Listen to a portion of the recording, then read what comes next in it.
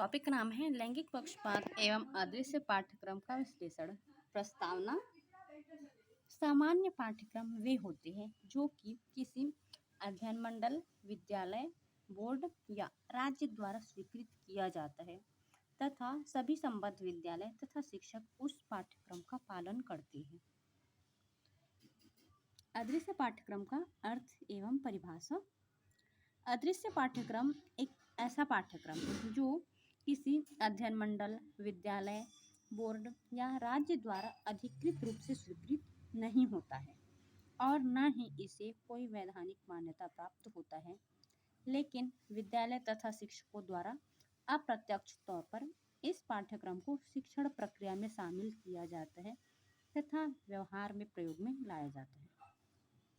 अदृश्य पाठ्यक्रम का निर्माण किसी विषय विशेषज्ञों के समूह द्वारा नहीं किया जाता, बल्कि यह स्वतः ही सामाजिक सांस्कृतिक प्रक्रिया के दौरान चलन में आ जाते हैं। इस प्रकार के पाठ्यक्रमों का स्वरूप प्रत्येक समाज तथा विद्यालय में भिन्न होता है।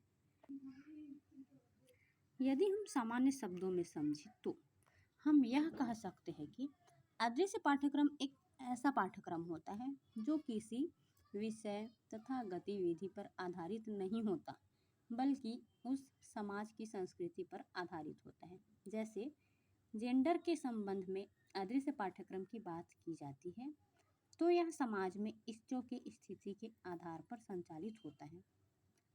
सामान्य पाठ्यक्रम में स्त्री सशक्तिकरण तथा स्त्रियों की समानता की बात की जाती है तथा सैद्धांतिक विषय में अनेक अध्याय भी सम्मिलित किए जाते हैं, लेकिन अदृश्य पाठ्यक्रम के अंतर्गत स्त्रियों को दोयम दर्जे का ही माना जाता है तथा विद्यालय में लड़कियों के साथ निम्न प्रकार का व्यवहार किया जाता है। यही जेंडर तथा अदृश्य पाठ्यक्रम है।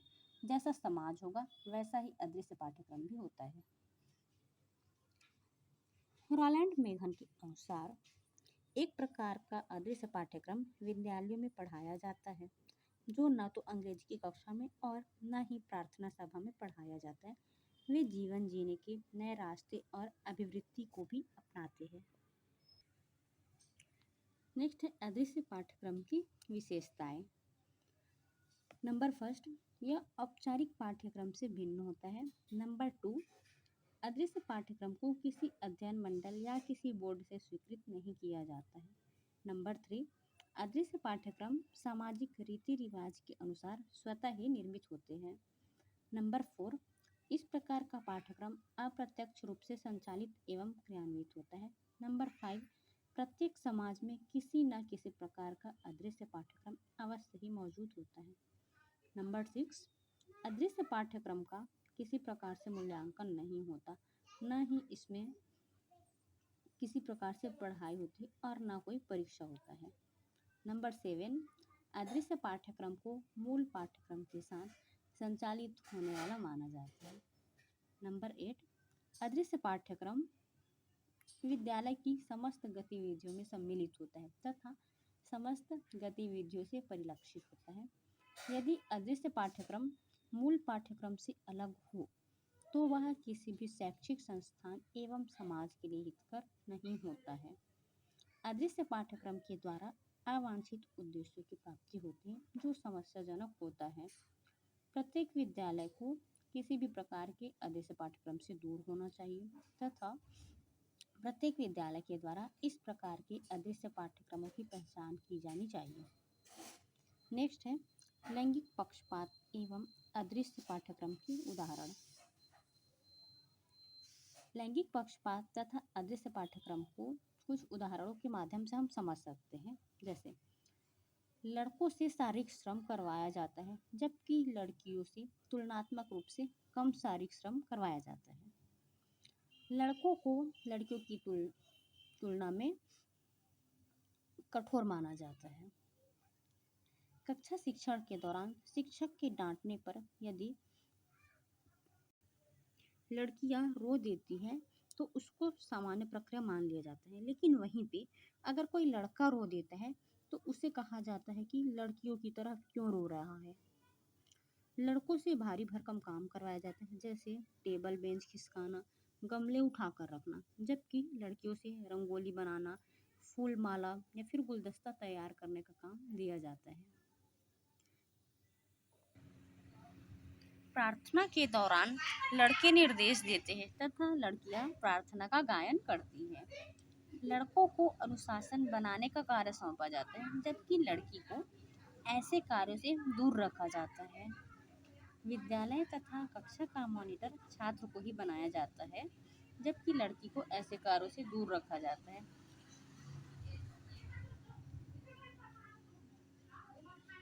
यहाँ पे इन लोग का तर्क होता है कि छात्र दबंग होते हैं जो अन्य छात्रों को नियंत्रित कर सकते हैं, जबकि छात्रा ये कार्य नहीं कर सकते। लड़कों को जिम्मेदारी वाले कार्य सौंपे जाते हैं, जैसे बाजार से सामान खरीदना आदि, जबकि लड़कियों को केवल विद्यालय परिसर के भीतर के कार्य सौंपे जाते हैं। सांस्कृतिक कार्यक्रमों में लड़कियों को एक सौंदर्य की मूर्ति की तरह उपयोग में लाया जाता है। उससे विभिन्न प्रकार के कार्य करवाए जाते हैं, जैसे सभा स्थल की साफ सफाई करना, स्वागत गीत प्रस्तुत करना, रंगोली बनाना, चाय नाश्ता का प्रबंध करना आदि। सांस्कृतिक कार्यक्रम में स्वागत की थाल और गुलदस्ते लेकर सज धज कर लड़कियां ही खड़ी रहती है। सरस्वती के चित्र पर दीप प्रज्वलन के समय भी लड़कियां ही माचिस, अगरबत्ती, दिया, मोमबत्ती लेकर सहयोग प्रदान करती हुई नजर आती है। व्यायाम करते समय भी लड़कियों के लिए अलग और लड़कों के लिए अलग व्यायाम रखे जाते हैं। गोला फेंक, भाला फेंक आदि प्रतियोगिता में गोला, भाला, तवा का आकार और भार भी लड़कियों के लिए भिन्न होता है। यहाँ यह बताने का प्रयास किया जाता है कि लड़कियां शारीरिक रूप से कमजोर होती, इसलिए भार और आकार में कम की वस्तुओं का प्रयोग किया जाता है। लड़कियां इंडोर खेल खेलती है, जैसे बिल्लास, पासा आदि, या फिर परंपरागत खेल जैसे फुकड़ी, गोल गोल रानी, इतना इतना पानी, पोसम बाई आदि, जबकि लड़के क्रिकेट, फुटबॉल, वॉलीबॉल आदि खेलते हैं। कक्षा के भीतर की बैठक व्यवस्था भी जेंडर भेद दर्शाने वाली ही होती है। महिलाएं एक तरफ बैठती है और पुरुष दूसरी तरफ, या फिर बालक एक तरफ और बालिकाएं दूसरी तरफ। दोनों की पंक्तियों के बीच एक विभाजक रेखा होती है। कक्षा के दौरान परस्पर सीखने की अंतःक्रिया लगभग मुमकिन नहीं होती। यह जरूरत न तो प्रशिक्षु अध्यापकों को लगती है और न ही प्रशिक्षक अध्यापक को। सामूहिक प्रार्थना सभा या फिर अन्य सामूहिक कार्यक्रम में महिलाओं और पुरुषों को एकत्रित होना जेंडर भेद को दर्शाता है। प्रातःकालीन सभा महिलाएं अलग पंक्ति में खड़ी होती और पुरुष अलग।